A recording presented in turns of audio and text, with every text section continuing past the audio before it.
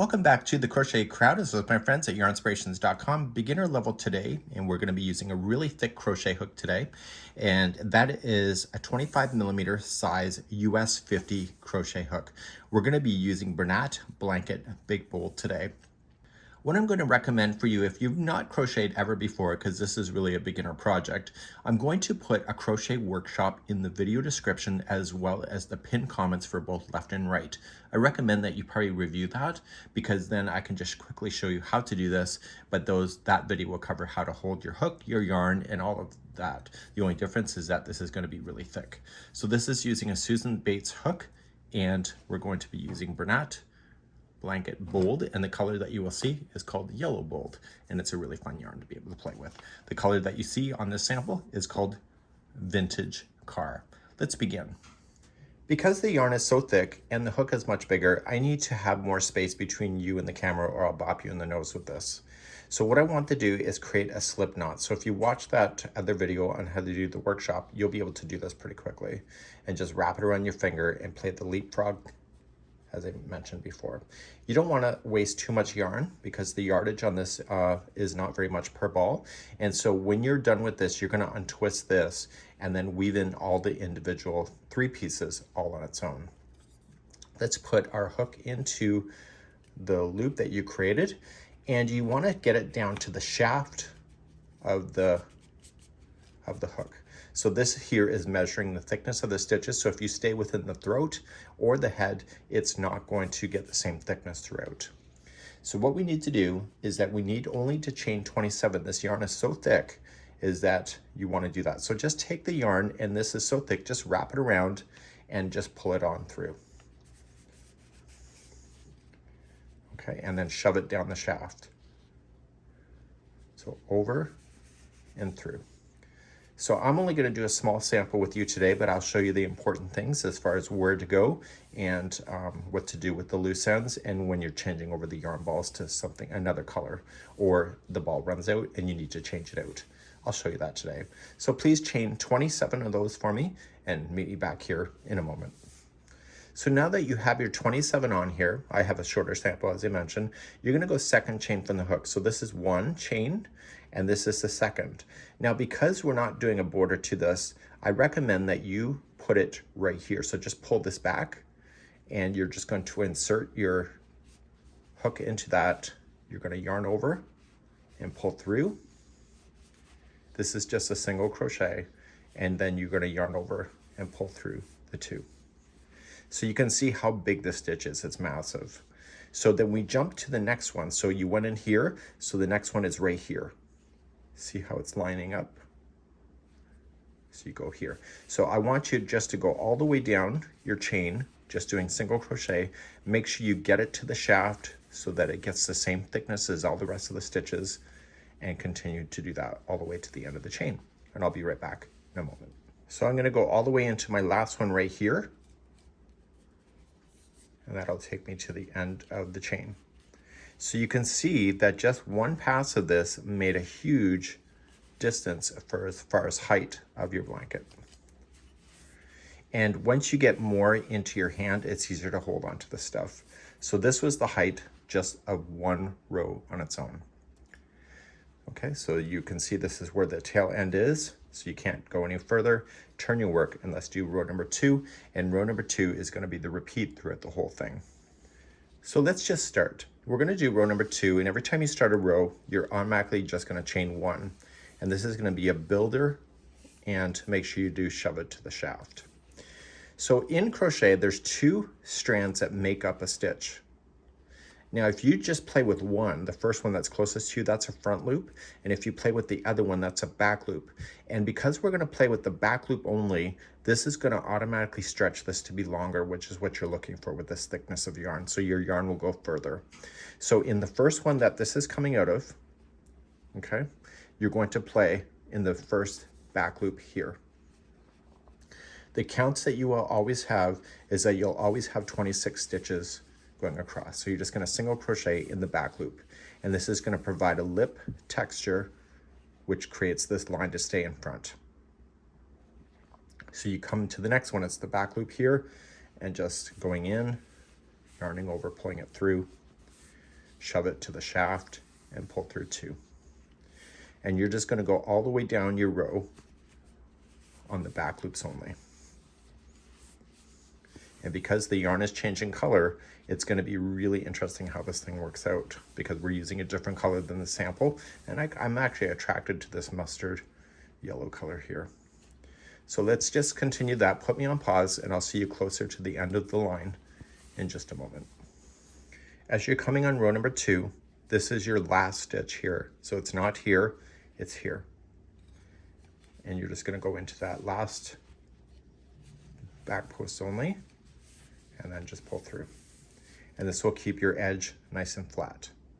So when you're ready, you're just going to turn your work and do another row. And I'll show you one more row, and then we'll talk about what happens when you run out of yarn or have to change out your yarn, and etc. To start a new row, it's what I already showed you. So you yarn over first, and then we come in and we want to play within the back loops only. Okay, so coming straight down on here. So you see how it comes down? It's right here. And back loop, single crochet. Okay, so in diagrams or patterns, it would be SC, BP, so single crochet back post. And so you're just going to single crochet on the back post. Now, I kind of like my yarn in my hands just like I do with regular crochet, but there's nothing wrong, because this is so thick, just to kind of leave it out and just manually wrap things as well. So you have to decide how it's going to work. Let me know in the comments on what you decided, whether you're holding it like a regular crocheter or you're doing your own thing. And there's really no wrong answer. You do what's right for you. I'll see you at the end of the row in a moment. At the end of row number 3, you're coming right to the end, and you should have 26 stitches left over. So turn your work. So what happens when you run out of yarn? I'm going to intentionally cut the yarn just to show you what to do. And so the thing about crochet is that we think about when we're beginners is that we can only start new yarn on the ends. In this case, because you're using the same yarn itself, as far as like the brand, you can start in the middle of a row and get away with it pretty easily. So if it's a different color completely and you want the line to be a completely different color, then you have to do it from the beginning. So I'm going to start chain up 1, and I'm going to do the back loop. So what I'll do is that I'll just do a couple stitches, and then I'll intentionally cut and show you what to do next. So let's pretend I'm running out of yarn. So I've cut it intentionally. So what I'm doing is that I can see that it's ending, and I want to just get it short enough that I can still play with it to weave in the ends, but not too long, because this yarn, yardage wise, is expensive, and because it's really ultra thick. So we want to pull through, and we don't want to finish that single crochet. We want to use the regular yarn coming from the ball again. So if this is a brand new ball, just grab the end. It just happens to be the same color, but it doesn't have to be. And what you're just going to do is just loop it long enough that it's about the distance of just over your hand, and you were going to finish that single crochet with the new yarn. Now, you're going to continue to single crochet across. And I bet you're thinking, well, what about the loose ends? Well, I'll show you what to do with that in a second, but just get yourself, keep on going, and you can do all your loose ends at the end, or you can do it as you go. So I'm gonna get to all the way to the end, and then I'll show you how to get rid of those tail ends. So at the end of your project, any tail ends that you'll have, including the starting tail and the ending, can be done in the same way. So let's just say I'm finished the project. I'm gonna cut long enough that I can still get it with a tapestry needle, and I'm just going to pull it through. So this yarn is unique in the way that you see the coloring, and what you're going to notice is that when you untwist these, you actually have 3 strands of yarn at one time. So I wanted to untwist that and get all 3 to be separate. Also, the yarn that you had when you started here, just pull it tight again if it's loosening off. I want you to untwist those as well. So maybe just do one at a time. So you're just going to grab a tapestry needle, and it has to be thick enough at the end that you can squish this yarn to get it inside. And I've done another project with this yarn, so I know it fits. So you're just going to squeeze it to the inside of the head, just like that. You're going to take this yarn and you are going to drag it through. So just drag it through some of the plies as well as some of the stitch work. And what you're trying to do is hide it inside. And you want to go back and forth a total of 3 times, but you never want to go into the same path. So when I go back in the opposite direction, I want to make sure that it's going in a different path. Okay, so I got once, and I'm going to put it back on. So if you just weave it one time like this and leave it, it'll fall out. So the 3 times is kind of a charm. So you go in a different path, back in the opposite direction, and be sure to try to put it between plies. Just don't go between strands. Okay. Now, if my strand was longer, it probably would not be falling out like this, but because of this yarn is so thick, I don't want to necessarily waste a lot of it. So I will put up with having to do this because it's worth it for me. And finally, with the same strand, back through. And give it a good pull. Now, everything's in. And what I would do is hide the other 2 in there as well, go back and forth in a different path than that one was, and continue to do that, and therefore you'll get that secured. So any of those loose ends you're going to want to do that with.